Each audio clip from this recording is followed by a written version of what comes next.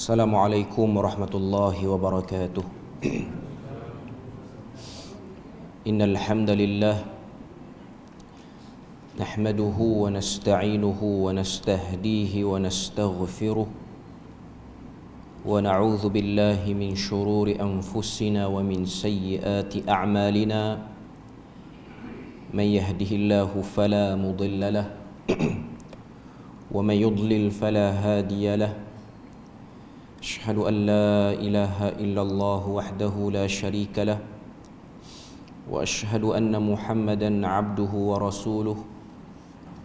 يا أيها الذين آمنوا اتقوا الله وقولوا قولا سديدا يصلح لكم أعمالكم ويغفر لكم ذنوبكم ومن يطع الله ورسوله فقد فاز فوزا عظيما.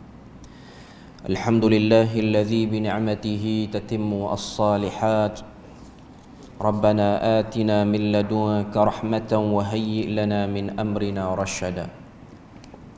اللهم آت نفسي تقواها وزكيها وأنت خير من زكاها أنت وليها ومولاها.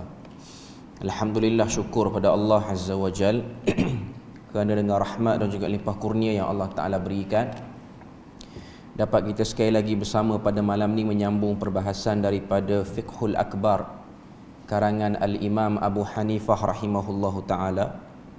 Sambungan kita ialah pada muka surat yang ke-67 di bawah ciri-ciri ahli sunnah. Jadi sebelum ni kita dah tengok beberapa perkara yang disebutkan oleh Al-Imam Abu Hanifah, iaitu pada bab sebelum ni dawabit ataupun garis panduan untuk tidak boleh mengkafirkan orang beriman.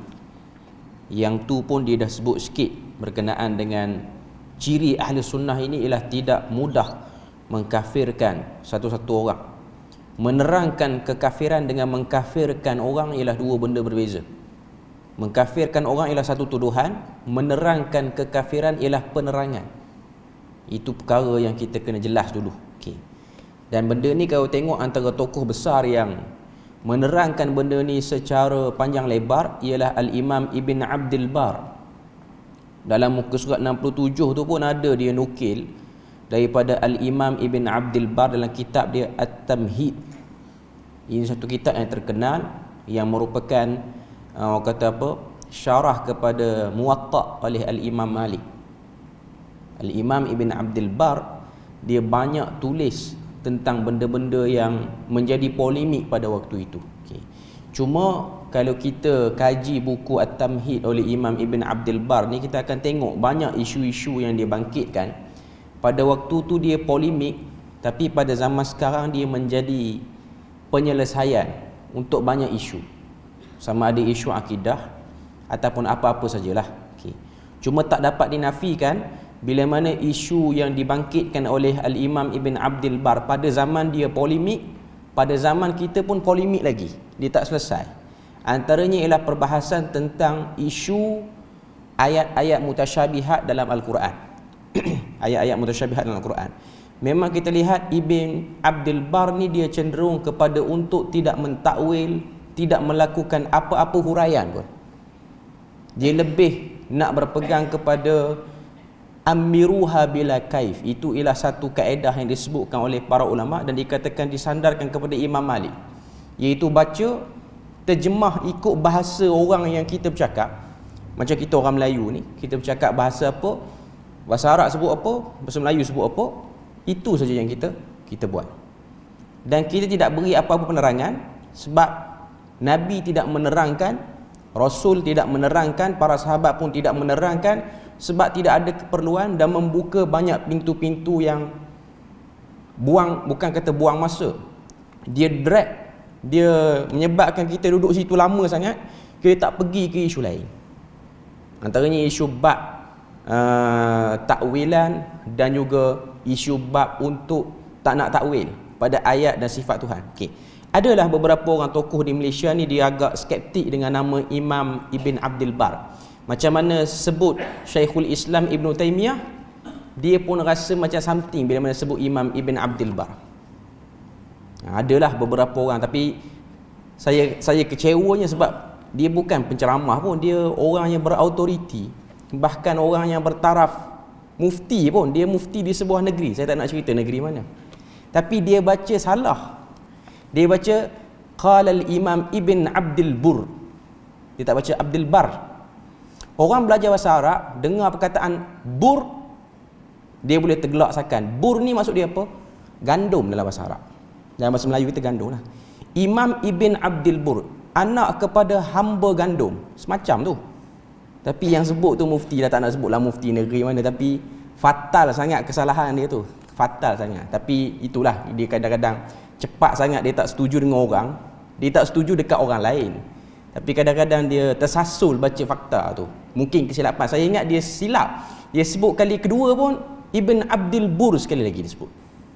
Adalah benda-benda lain, tapi kalau kita tengoklah Ibn Abdul Bar dalam kitab dia, dia telah membawakan banyak. Bahkan kita boleh kata kalau orang belajar dan kaji, dia akan tengok apa yang Imam Ibn Abdul Bar bawa tu ialah seakan-akan ijma'. Dia tak sampai lagi ijma' lah, tapi seakan ijma'. Maknanya ramai sangat tokoh yang dia bawa kaul itu, kaul-kaul yang berkaitan. Cuma nak sebutnya ialah Imam Ibn Abdul Bar, ianya ialah satu orang tokoh besar. Walaupun kitab dia At-Tamhid ada sikitlah beberapa perkara yang kita sebut sebagai polemik. Cuma nak katanya, untuk syarah kepada Fiqhul Akbar, untuk kuatkan dakwaan Imam Abu Hanifah, memang banyak guna At-Tamhid. Walaupun At-Tamhid tu dia nak terangkan tentang Imam Malik, dia tak terangkan pada Imam Abu Hanifah. Cuma nak katanya rangkaian Imam Abu Hanifah ke Imam Malik ke Imam Syafi'i sampai Imam Ahmad, rangkaian ilmu yang dibawa, huraian tak lari jauh, melainkan bawa huraian yang sama saja. Okey, kita tengok ciri-ciri Ahlus Sunnah, muka surat 67. Wal mashu 'alal khuffain sunnatut wal mashu 'alal khuffain sunnah wat tarawih fi layali asy-syahr Ramadan sunnah was salatu khalfa kulli barrin wa fajir jaizah. Menyapu khuf adalah sunnah. Nanti kita akan sebut menyapu khuf ni apa dia. Sembahyang tarawih pada malam-malam Ramadan adalah sunnah. Sembahyang di belakang setiap imam yang mukmin dan imam mukmin yang baik dan fasik adalah harus. Okey. Ini tiga ciri yang dibawa. Okey. Menyapu atas khuf sunnah, itu ialah ciri ahli sunnah. Sembahyang tarawih pada malam-malam bulan Ramadan ciri ahli sunnah, dan salat berimamkan di belakang orang-orang yang baik ataupun orang yang tak baik, ianya boleh. Ciri ahli sunnah juga. Okay, tengok huraian apa dia sebut.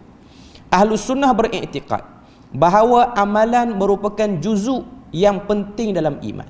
Kita dah sebut sebelum ni, ta'rif iman itu ialah membenarkan dalam hati, sebut di lidah, buat dengan anggota. Maknanya satu orang tu kalau dia kata dia beriman, dia sebut, dia tak tunjuk, tak sempurna iman dia. Ataupun dia hanya ada dalam hati, dia tak sebut, dia tak tunjuk, pun tak sempurna iman dia. Sebab itu takrif kelompok lain, itu definisi kelompok lain, itu definisi murjiah, itu definisi grup-grup lain yang telah disebutkan mereka itu menyeleweng. Okay. Jadi Ahlus Sunnah wal Jamaah beriktikad amalan merupakan juzuk daripada iman. Salat petanda kepada orang tu ada iman. Sesuatu amalan itu menjadi syiar atau petanda bahawa seseorang itu berpegang dengan akidah yang benar atau sesat. Berpegang dengan akidah yang benar ataupun sesat. Maknanya petanda kepada orang tu betul ataupun tidak ialah dia beramal. Sebab tu ada satu kaedah, nahkum bizzawahir. Kita hukum satu orang tu dengan zahir apa yang dia buat, apa yang dia sebut. Wallahu yatawallas sarair. Allah Ta'ala lah yang mengambil hukum terhadap benda yang di belakang kezahiran tu. Maknanya kalau dia buat lain daripada yang zahir, itu Tuhan yang uruskan. Cuma kita hukum pada zahirnya. Okay. Yang pertama, menyapu khuf. Mulla Ali Al-Qari, antara yang mensyarahkan kitab Fiqhul Akbar ni ialah seorang tokoh daripada India, nama dia Mulla Ali Al-Qari.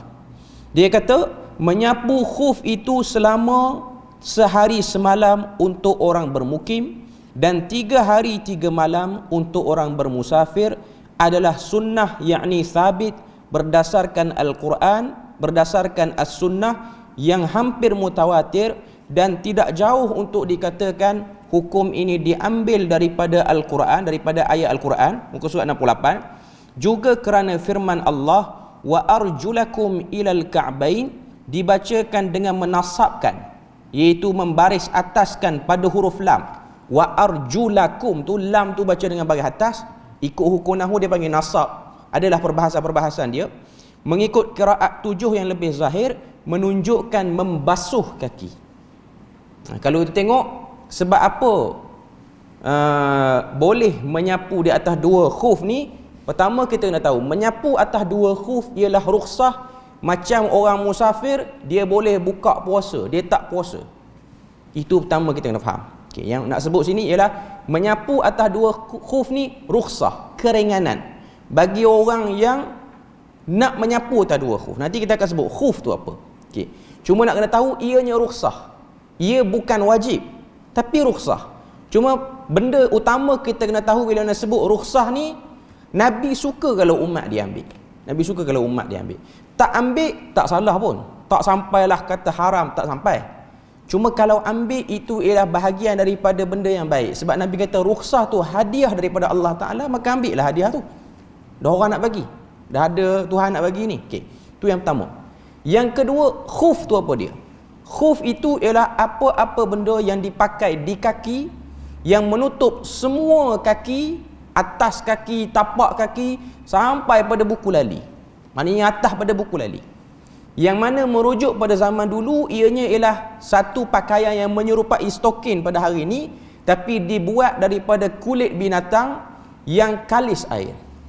Maknanya stokin kulit yang kalau kita jiru air atas tu, dia tak akan masuk air tu ke dalam kaki kita, sampai ke kaki kita. Itu maksud khuf. Bila mana sebut khuf ni pada zaman tu, itulah khuf, zaman Nabi. Okay. Tapi bila mana zaman makin moden, zaman makin berkembang, kita tengok takrif khuf pun dikembangkan oleh para ulama. Ada sebahagian para ulama kata khuf itu ialah stokin, tak syarat dengan benda tu kena buat daripada kulit. Stokin yang tebal, yang air tak akan meresap sampai ke kaki. Stokin nipis tak kecil lah. Stokin yang dia punya potongan bawah pada buku lali. Sekarang kan ada stokin yang style sikit bawah pada buku lali, yang tu tak masuk. Okay. Yang masuk ni lah stokin yang dipakai pada musim sejuk. Biasanya orang pakai dekat rumah. Negara-negara 4 musim ni dia adalah stokin macam ni. Dia tak pakai stokin kulit, dia pakai stokin biasa tapi tebal. Ini yang disebut oleh Dr. Yusuf Al-Qaradawi dalam kitab dia Al-Halal wal Haram fil Islam. Khuf itu ialah stokin yang tebal. Al-Jawrabul Kathif, stokin yang tebal. Okay. Tapi kalau tengok banyak lagi tokoh-tokoh kontemporari, antaranya Dr. Abdul Karim Zaidan daripada Iraq tapi duduk di Yaman, dia takrifkan khuf itu ialah kasut yang dipakai hari ini. Terutamanya pihak-pihak unit uniform ni, polis ataupun tentera ataupun apa-apa sajalah, bomba, pertahanan awam apa semua ni, yang dia punya kasut tu atas pada buku lali. Yang dipakai oleh polis trafik semua ni, yang memang dekat betih dah dia punya kasut dia tu. Okay. Cuma kasut boot yang orang pakai ladang tu dia tak masuk. Sebab orang tak pakai sampai 3-4 hari yang tu, orang pakai masuk ladang je lah. Okay. Tapi boleh lah kalau dia nak ambil, kita cerita lain kali yang tu. Okay. Cuma nak kata je, orang yang pakai kerana kewajipan dia, kerana memang betul dia memang itu pakaian dia. Sebab merujuk pada zaman dulu, musim panas, musim sejuk orang akan pakai macam tu, tambah-tambah kalau orang tu musafir. Sebab zaman dulu dia tak ada sistem pemanasan rumah macam sekarang. Sekarang ni kita pergi negara 4 musim. Tuan-tuan pergi ke negara-negara Eropah yang ada 4 musim, hatta di negara-negara Arab yang ada 4 musim ni, rumah-rumah dia orang ni memang dah ada sistem pemanasan. Sama ada dia guna bara api ataupun dia guna macam sistem dia lekat dekat dinding ni. Masjid-masjid dia orang pun ada. Dia panggil apa nama ni? Satu alat tu dia akan lalukan air tu akan panas, dia akan keluarkan haba. Jadi kawasan masjid tu akan jadi suam lah orang duduk dalam tu. Okey. Jadi nak sebutnya pada kita, menyapu atas 2 khuf ialah satu rukhsah bagi orang yang ada keperluan. Macam kita orang Malaysia, kita akan ambil rukhsah ni bila? Kalau orang tu ialah orang yang bekerja dalam badan beruniform. Sebab yang pakai kasut tinggi macam ni ialah orang kerja badan beruniform lah. Yang kedua ialah orang musafir. Kebanyakan yang pakai benda macam ni ialah orang musafir nak pergi buat umrah, pergi buat haji. Kebanyakannya lah. Kita tengok sebahagian jemaah nak pergi buat umrah, nak pergi buat haji, dia ada beli stokin stokin kulit tu. Itu masuklah dalam khuf tu yang ada duk jual kedai-kedai kelengkapan umrah dan haji ni. Dia masuk dalam tu. Okey. Bila mana dia pakai benda tu, dia nak ambil wuduk, dia tak perlu tanggalkan kasut tu ataupun stokin kulit ataupun stokin yang tebal. Dia tak perlu tanggal sampai dia ambil wuduk, dah basuh muka selesai semua, sampai dekat part nak basuh kaki, dia hanya basahkan tangan, dia lap je atas. Ada macam-macam pandangan lah, ada yang kata lap atas bawah, cuma kita ambil yang mazhab Syafi'i, dia lap sapu atas sekali cukup. Okay. Yang boleh ambil rukhsah ni siapa? Ialah orang yang pakai khuf, dia tak musafir, dia duduk rumah. Sebab dia pakai khuf tu mungkin sebab musim panas ataupun musim sejuk. Terlalu panas pun orang pakai, di negara Arab terlalu sejuk pun orang pakai. Okay. Tapi syarat nak pakai, sebelum pakai tu memang dah ada wuduk dan bersih daripada hadas kecil, hadas besar. Kita dah ada wuduk siap dah. Pakai. Waktu kita pakai, lepas pada tu nak salat nanti terbatal wuduk. Nak salat zuhur ke apa semua, pakai daripada subuh. Sebelum subuh lagi duk pakai dah. Okay. Jadi zuhur nanti terbatal wuduk, ambil wuduk, sapu atas je. Tak perlu tanggalkan. Valid satu hari semalam, daripada subuh hari ni sampai subuh esok.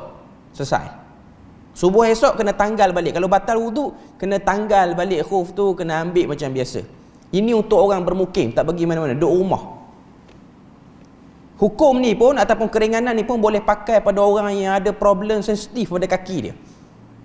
Tapi bukan sensitif yang kata pakai simen tu, yang tu cerita lain. Dia ada penyakit kulit ke apa-apa semua, tak boleh terdedah sangat dengan air. Dia bukan aksiden, luka semua tu tak masuk. Yang tu ada hukum khusus al-jabirah wal asaib yang tu. Okay. Cuma nak sebutnya dia nak ambil rukhsah, saja-saja nak ambil. Dengan sebab musim, bertukar musim semua ni, dia nak ambil. Okay. Dia boleh.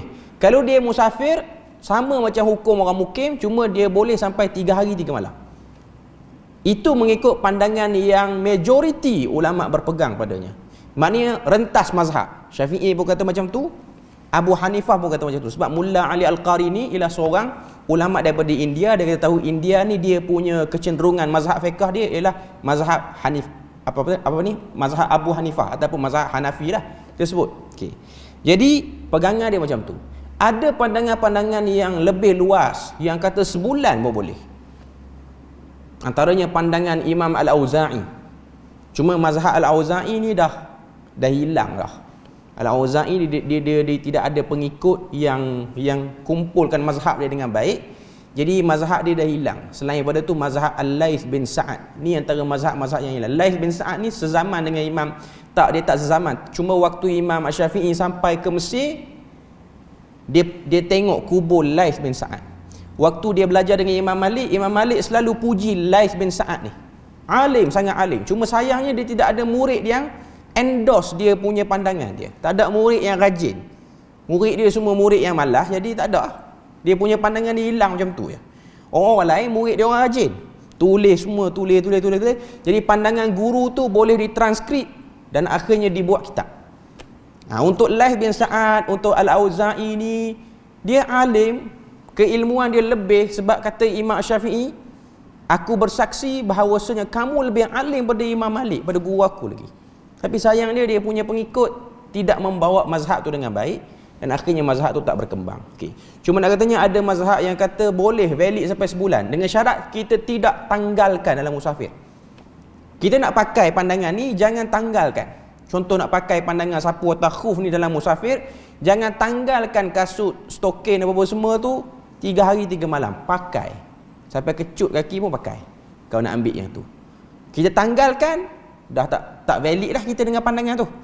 Kena ambil wuduk macam biasa balik lah, kena basuh kaki apa semua. Sebab ada orang dia salah faham, dia ingat waktu-waktu tak salat pun dia nak tanggalkan, tak boleh. Macam orang kerja-kerja askar apa semua tu, dia nak pakai pandangan sapu atau khuf ni 3 hari 3 malam, dia tak boleh tanggalkan. Kalau dia duduk latihan dalam hutan ke apa-apa sama, apa saja benda-benda yang berkait lah dengan benda-benda yang tempoh yang panjang. Okay. Sebab apa sebut benda ni dalam buku akidah? Sebab orang ahli sunnah pada waktu tu dia orang keliru. Dia orang tengok Syiah pun sapu atau khuf. Syiah pun sapu atau khuf. Bahkan Syiah lagi dahsyat, tak pakai khuf pun sapu, pakai khuf pun sapu. Maknanya kaki kosong, ambil wuduk, dia sapu. Dia bukan basuh. Macam kita basuh. Dalam Quran sebut basuh. Okey. Dan Syiah telah berhujah dengan ayat Quran yang sama, iaitu ayat yang ke-6 surah Al-Maidah, bila mana Allah Taala kata, ya ayyuhallazina amanu idza qumtum ilas salah, wahai orang beriman, bila mana kamu nak salat, faghsilu wujuhakum, basuhlah muka kamu, wa aydiyakum ilal marafiq, dan basuhlah tangan kamu sampai ke siku, wamsahu biruusikum, dan sapulah sebahagian pada kepala kamu, wa arjulakum ilal ka'bain, dan basuhlah kaki kamu sampai kepada buku lali. Tapi di sisi Syiah, mereka membaca ayat ni dengan wamsahu biruusikum wa arjulikum ilal ka'bain. Yang jadi isunya ialah pada huruf lam tu, kalau baca baris bawah, waw dia tukar fungsi, kalau baca baris atas, waw dia pun tukar fungsi, waw pada wa arjulakum. Kalau ada whiteboard senang saya nak tunjuk. Cuma nak katanya tabyin, menerangkan fungsi waw dalam Al-Quran. Huruf waw tu, waw ni kalau kita baca matan-matan ilmu nahwu, ada 14 fungsi.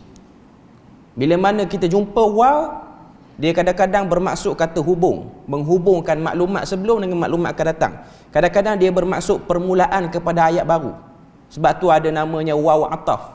Waw ataf ni sambungan dia daripada maklumat sebelum ke maklumat baru. Ada kata ini waw istinaf, waw untuk permulaan pada ayat baru. Cuma nak katanya ada satu tesis PhD yang menarik daripada Universiti Al-Azhar tentang waw ni, fungsi huruf waw. Cuma tesis tu saya tak berapa ingat apa nama dia. Cuma yang paling terkenal bila mana nak buat rujukan tentang fungsi kata-kata hubung dalam Quran ni ialah satu tesis yang ditulis oleh satu orang doktor, iaitu Dr. Muhammad Amin Al-Khudair daripada Arab Saudi. Nama buku dia tu Al-Waw wa Mawaqi'uha fi Nazmil Qur'ani. Huruf waw dan kedudukannya dalam susunan Al-Quran. Yang ni yang kalau kita buat carian, yang ni lah yang paling atas. Yang satu lagi tu dia tesis yang dah lama dah, puluh-puluh tahun yang lepas. Jadi kalau orang buat kajian sekarang pun dia kurang valid dah, sebab dia kira maklumat yang dah lama dah.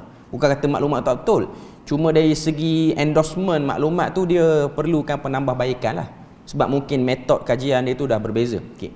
Cuma nak katanya di sisi Syiah dia baca dengan wa arjulikum, iaitu dia membaris bawahkan. Bila mana baris bawah, waw itu dia akan ikut wamsahu biruusikum wa arjulikum, sapulah kepala kamu dan juga kaki kamu. Tapi ahlu sunnah dia baca wa arjulakum, sebab dia ikut faghsilu wujuhakum wa aydiyakum, wa aydiyakum wa arjulakum. Dua-dua baris atas tu, ya baris atas dan lam pun baris atas. Orang belajar bahasa Arab dia akan nampak lah, ini kedua-duanya nasab. Maknanya dia bukan ikut bab sapu kepala tu, dia ikut bab pada sapu basuh muka dengan basuh tangan sampai ke siku. Ini dia teknikal sikit lah. Cuma saya nak katanya pada waktu tu golongan ahlu sunnah, bila mana ada orang-orang mengajar masjid, dia kata sebenarnya kita boleh sapu atas dua khuf, dia orang jadi keliru. Dia ni Sunni ke Syiah? Sebab tu Imam Abu Hanifah ada keperluan nak cerita benda ni. Nak kena cerita bahawasanya kalau ada ustaz, kalau ada syekh, kalau ada tuan guru mengajar kata boleh menyapu atas dua khuf, dia tu ahlu sunnah, dia bukan Syiah. Tu je nak beritahu. Boleh ikut dia okey. Melainkan kalau dia kata kalau tak pakai khuf pun kita boleh sapu atas kaki, yang tu baru Syiah.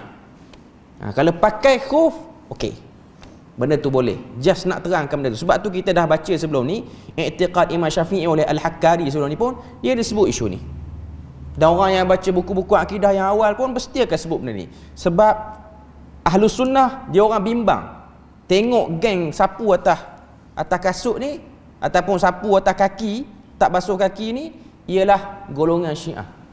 Di Malaysia kita ni kita kurang lah berpegang dengan pandangan tu. Tapi kalau tuan-tuan pergi ke airport negara Arab, pergi transit buat umrah ke apa, airport Jeddah ke airport UAE ke apa-apa mana lah, tuan-tuan akan tengok sebahagian orang Arab dia macam memang buat macam tu. Cuma dia orang punya mungkin ikut pada ustaz yang mengajar tempat dia lah. Sebab saya tengok ada sebahagian orang Arab dia sapu atas kasut dia terus. Ada setengahnya dia tanggalkan kasut, dia sapu atas stoking. Tapi yang tepatnya sapu atas kasut, bukan sapu atas stoking. Tuan-tuan jangan ikut orang Arab, tuan-tuan ikut apa yang sebut dalam kitab lah. Sebab orang Arab tak semestinya betul. Cuma nak katanya ialah kalau kita tengok jangan pelik lah. Itu ialah pandangan-pandangan. Dan dia datang Malaysia pun dia akan buat benda tu lah. Sebab tu kalau tengok dia orang bila mana ambil wuduk dia, air tu tak berkecah banyak sangat sebab dia tak buka macam kita buka habis. Dia orang buka macam tu je. Sebab tu dia orang boleh ambil wuduk singki tempat basuh tangan pun dia orang boleh ambil. Macam kita problem lah sebab kita nak angkat kaki sampai atas mangkuk singki tu. Sebab kita pegang pandangan boleh basuh. Nak basuh juga. Okay. Melainkan Arab yang pakai slipper.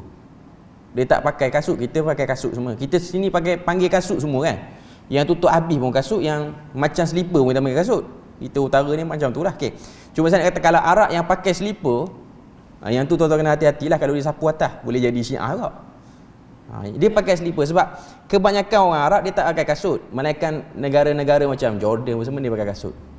Tapi kalau Arab daripada negara Teluk, UAE, Oman, negara-negara ni dia orang pakai kasut. Kasut dia orang dia orang pakai slipper, sandal, dia panggil sandal tu ataupun na'al tu. Dan of course lah slipper dia orang tu bukan slipper yang cikai-cikai, slipper yang mahal lah sebab dia orang kaya. Okey. Cuma dia orang sapu juga atas kaki. Saya biasa tengok kebanyakan yang daripada Oman. Dululah zaman duk travel dulu, Oman.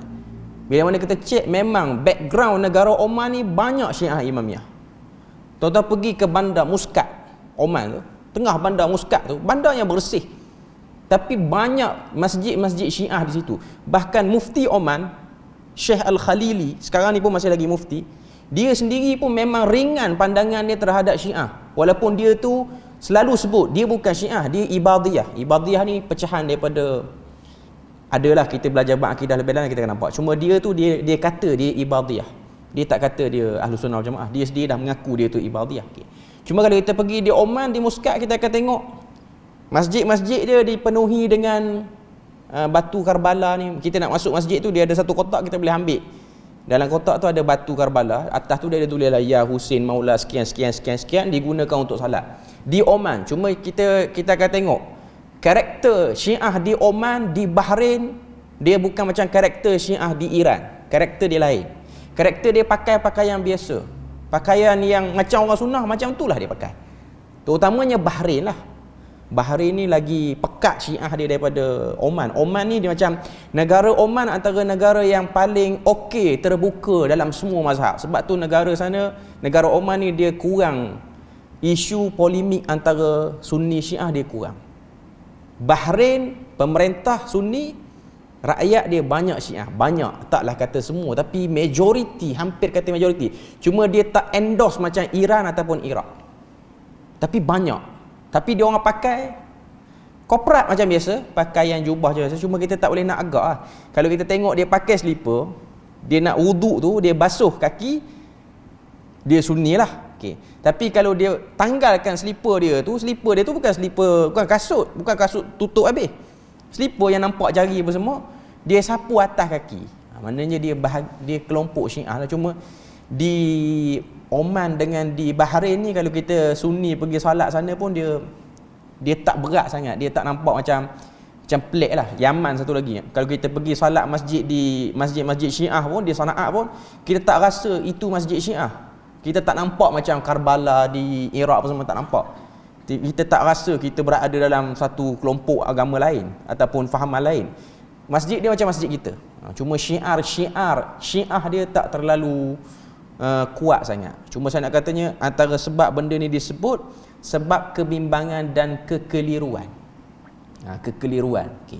Cuma kalau tuan-tuan tengok di airport, tengok orang tengok macam Mak Saleh tiba-tiba solat dalam masjid, dalam surau di airport, tapi dia pakai seluar pendek.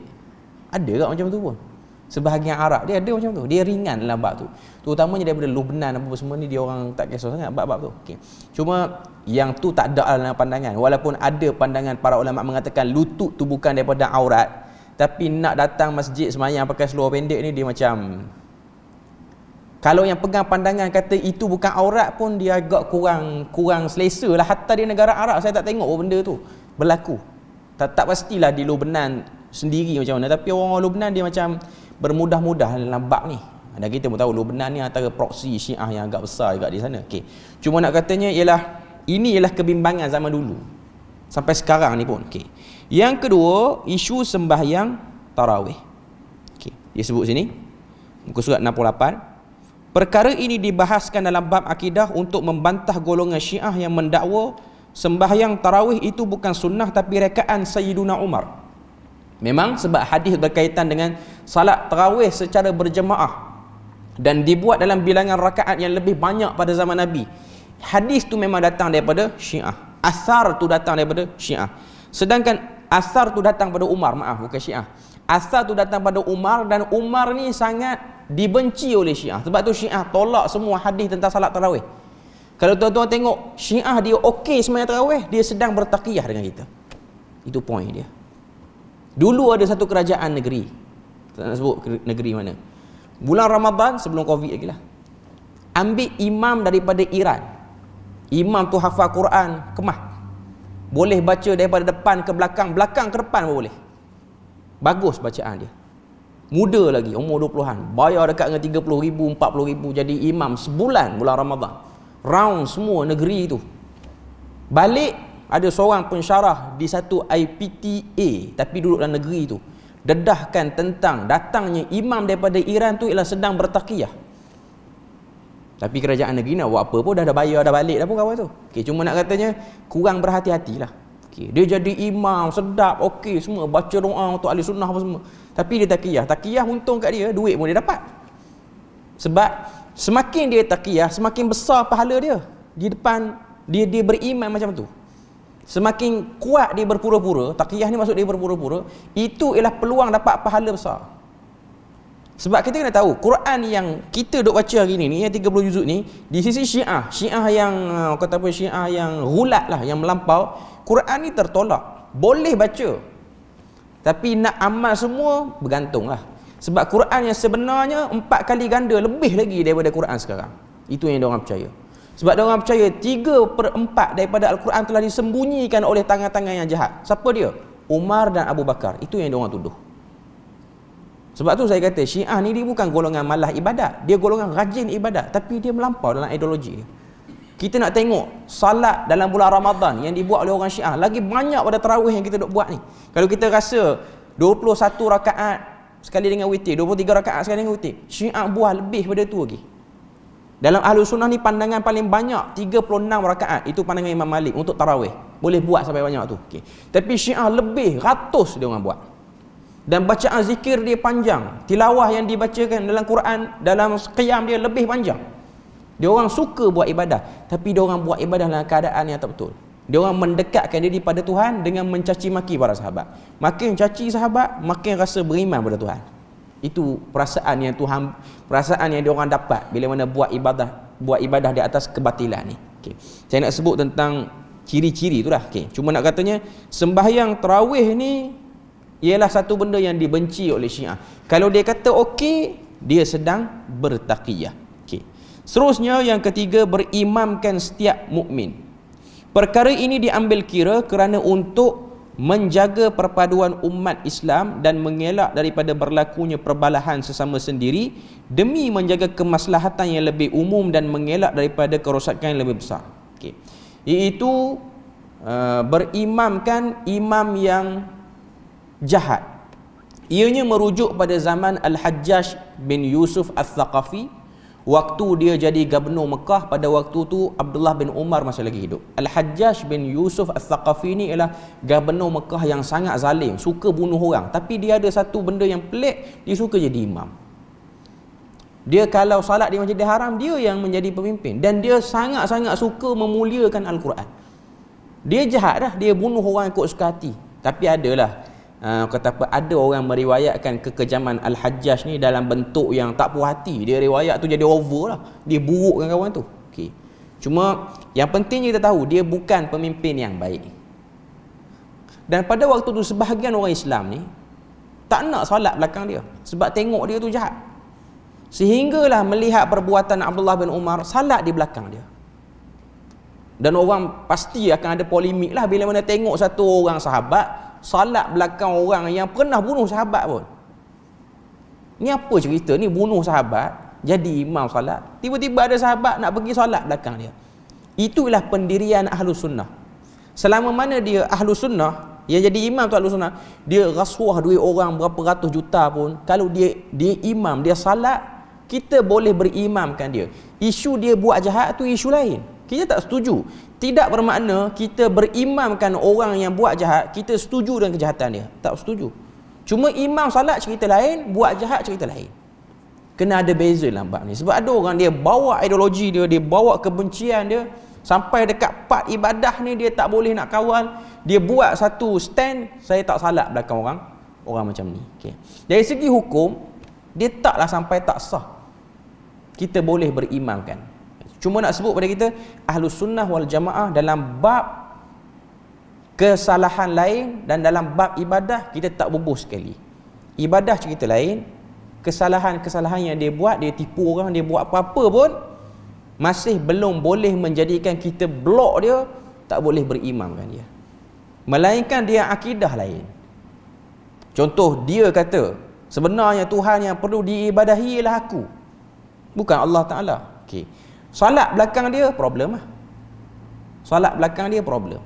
Contoh, waktu berlakunya revolusi di Syria, orang tanya kepada ulama-ulama Syria, boleh ataupun tidak bersalatkan kepada mufti-mufti di Syria ni yang mengakui ketuhanan Bashar Assad.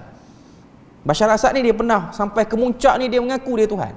Sebenarnya dia tak nak mengaku pun. Kalau kita baca dari segi cerita tepi-tepi ni, ada orang-orang yang angkat dia sehingga orang kata dari segi akidah Syiah ni boleh dah angkat dia jadi Tuhan. Sebab di sisi Syiah, hadis tentang pemimpin itu ialah bayangan Tuhan di dunia, bagi dia orang okey hadis tu. Di sisi Ahlus Sunnah, hadis tu hadis palsu, tak boleh pakai hadis tu. Maknanya pemimpin-pemimpin di dunia ni ianya ialah bayangan Tuhan. Dalam erti kata lain, kita nak tuhankan dia pun tak ada masalah. Sebahagian Syiah, antaranya Syiah yang rulat ni, termasuklah Bashar Assad dan family dia, itu ialah penganut kepada Syiah yang melampau. Sebab dari segi pengetahuan, kita boleh agak pemimpin ni dia tak akan faham apa yang dia anuti mendalam sangat. Mana-manalah, hatta tempat kita pun samalah. Pemimpin-pemimpin ni dia ikut kepada ustaz yang rapat dengan dia, ataupun mana-mana orang agama yang rapat dengan dia. Jadi orang-orang Syiah yang rapat dengan dia, yang diiktiraf sebagai ayatullah, sebagai syekh-syekh dia kata kamu dah boleh jadi Tuhan dah. Start pada itulah askar-askar Syiah yang duduk dalam tentera Bashar Assad ni, setiap kali dapat Sunni, suruh sembah gambar kawan ni, suruh iktiraf. Dan ada mufti-mufti yang takut, yang kata okey benda tu, tak ada masalah. Terutamanya mufti Syria Al-Husun sekarang ni, Syekh Al-Husun, saya tak ingat nama betul, tapi kabilah dia tu Al-Husun lah. Dan orang kata dia tu pun Syiah, tapi dia sendiri tak pernah lah mengaku dia Syiah tu, dia hidup mengaku dia Sunnah lagi. Okay. Cuma tokoh-tokoh lain, antaranya Dr. Mustafa Al-Khin, Mustafa Bura dan lain-lain ni, Al-Khan ada sebut nama dia, Mustafa Bura yang tulis fiqh manhaji tu, dia antara yang mengatakan tak boleh salat belakang dia ni. Sebab dia dah mengaku lain macam, akidah dia lain. Kalau dia hanya just korupsi, dia bunuh orang, dia tetap mengatakan Tuhan yang benarnya Allah Ta'ala, okey lagi. Okay. Tapi sekarang dia telah mengakui dia tu sendiri Tuhan. Soalan dia ialah, dia tak jadi imam sebab kawan tu tak jadi imam. Yang jadi imam ialah mufti yang bersama dengan dia. Mustafa Bura dia keluarkan pandangan tak boleh. Itu pandangan dia sebab melihat pada kemaslahatan masyarakat pada waktu tu. Tapi banyak para ulama dia kata kalau mufti tu sebut atas sebab takut, masih lagi boleh berimamkan dia. Dia takut orang bunuh dia orang bunuh family dia. Sebab lepas pada Mustafa Bura sebut macam tu, anak dia lelaki 8 orang hilang, tak tahu pergi ke mana. Ditangkap oleh kerajaan, hilang terus sampai hari ni tak tahu pergi mana. Isteri dia dia dah sempat suruh keluar daripada Syria. Cuma rumah dia besar, rumah dia 4 tingkat.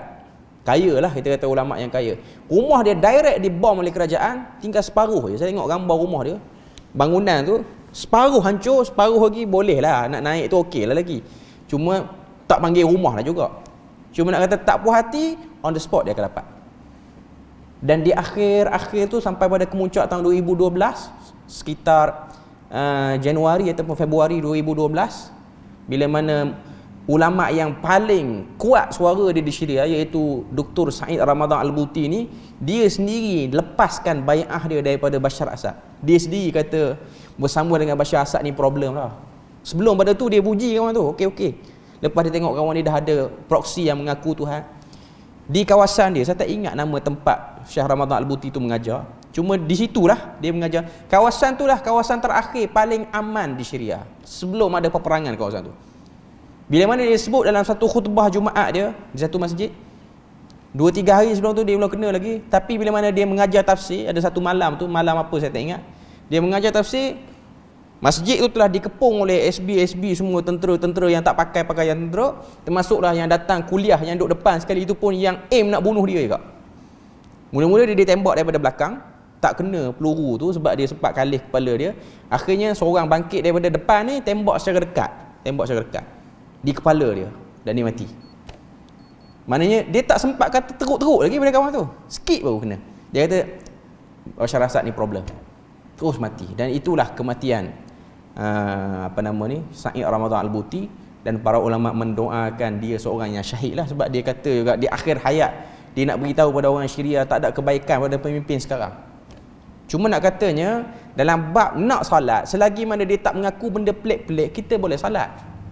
Sebab tu saya nak sebut, ketaksuban politik ni kadang-kadang mengeluarkan kita daripada rasional. Selagi mana dia terlibat dengan rasuah apa semua, kita bukan setuju dengan benda tu, kita tak setuju. Tapi ada orang tak nak pergi salat dengan kumpulan-kumpulan ni, tak ada isu dalam bab tu. Tak ada isu. Salat bukan bertanda kita setuju. Kita tak setuju dengan perbuatan buruk dia, tapi jangan sampai kita blok diri kita untuk dapatkan kebaikan kepada benda tu. Kita beri lalu azan dulu. Okey, jadi sebagai kesimpulan akhir je kita boleh tengok itu ialah 3 ciri Ahlus Sunnah wal Jamaah, iaitu menyapu di atas khuf dan mengambilnya sebagai rukhsah. Yang kedua, melakukan salat tarawih. Dan yang ketiga, salat di belakang mukmin selama mana dia belum menyatakan kekufuran. Nanti kita akan tengok pada minggu depan, iaitu maksiat itu boleh memberi kesan pada imam, pada iman, bukan imam, boleh memberi kesan kepada iman. Okey. Jadi kita berpada situ je untuk malam ni. Moga Allah Ta'ala beri rahmat dan berkat. Subhanakallahumma wa bihamdika asyhadu an la ilaha illa anta wa astaghfiruka wa atubu ilaik. Wassalamualaikum warahmatullahi wabarakatuh.